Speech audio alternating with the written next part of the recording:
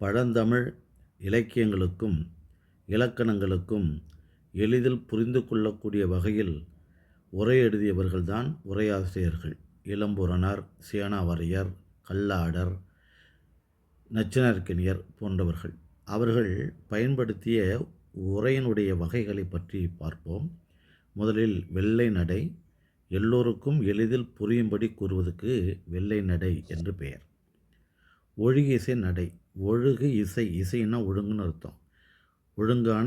ஒழுங்கான இசையோடு பாடல்கள் உருவாதை போல ஆற்றின் நீர் போல தங்கு தடையின்றி வார்த்தைகளை சொல்லக்கூடிய நடைக்கு ஒழுகிசை நடை அப்படின்னு பேர். கொடும்புணர் நடை. அதாவது இயற்சொல், தெரிசொல், திசைச்சொல், வடசொல் என எல்லா சொற்களிலும் சொல்வது தான் கொடும்புணர் நடை அப்படின்னு பேர். மணிப்பிரவாள நடை. மணிப்பிரவாள நடை என்பது வடச்சொற்களை மட்டும் தமிழில் இணைத்து சொல்வதற்கு மணிப்பிரவாள நடைன்னு பேர். அகநானூரில் கூட மணிமடை பவளம் என்ற ஒரு பிரிவு இருக்கிறது. தனித்தமிழ் நடை. அயல் சொல் இல்லாமல் தமிழ் சொற்களை மட்டுமே பயன்படுத்தி உரை எழுதுவது தனித்தமிழ் நடை என்று பெயர். திசைச்சொல் நடை. அதாவது திசைச்சொல்லை நிரம்பி சொற்களில் வைத்து எழுதுவது. உதாரணமாக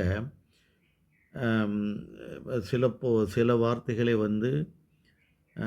நெல்லை சீமையிலே ஒரு மாதிரியாகவும், சேலத்தில் ஒரு மாதிரியாகவும், வடார்காடு மாவட்டத்தில் ஒரு மாதிரியாகவும் சொல்வார்கள். அனைத்தையுமே அந்தந்த திசை சொல்லை எல்லாம் ஒன்றாக இணைத்து சொல்லக்கூடிய நடைக்கு திசைச்சொல் நடை அப்படின்னு பேர். செய்யுள் நடை அல்லது எதுகை நடை என்பது உங்களுக்கு தெரியும். அழகான செய்யுள் போன்ற அல்லது எதுகை மோனையோடு நடையை கொடுப்பது. இலக்கிய நடை. சான்றோர்களுக்கு மட்டும் புரியும் வகையில் ஆழமான சொற்களை வைத்து எழுதுவதற்கு இலக்கிய நடை அப்படின்னு பேர். தருக்க நடை. தருக்கம் அப்படின்னா தத்துவங்களை, ஒருத்தருடைய கருத்தை இன்னொரு கருத்தரோடு மோதி அந்த கருத்துக்கு எதிர்நிலை கருத்து சொல்லக்கூடிய ஒன்று தான் தருக்க நடை. இருவரு கருத்து மோதல் போல் அது எழுதுவது. இப்போ நம்முடைய இலக்கியங்கள் பார்த்திங்கன்னா குண்டலகேசி, சமண காப்பியங்களாக இருக்கக்கூடிய நீலகேசி, யசோதர காவியம், உதயனகுமர காவியம் எல்லாம் தருக்க நடையில் தான் இலக்கியங்களே எழுதியிருந்தன. அதே போல் ஒரு நடையை வைத்துக்கொள்வது தான் தருக்க நடைன்னு பேர். கதம்ப நடை அப்படின்னா வடமொழி சொற்களை மட்டும் சொன்னால் அது மணிப்பிரவாள நடை.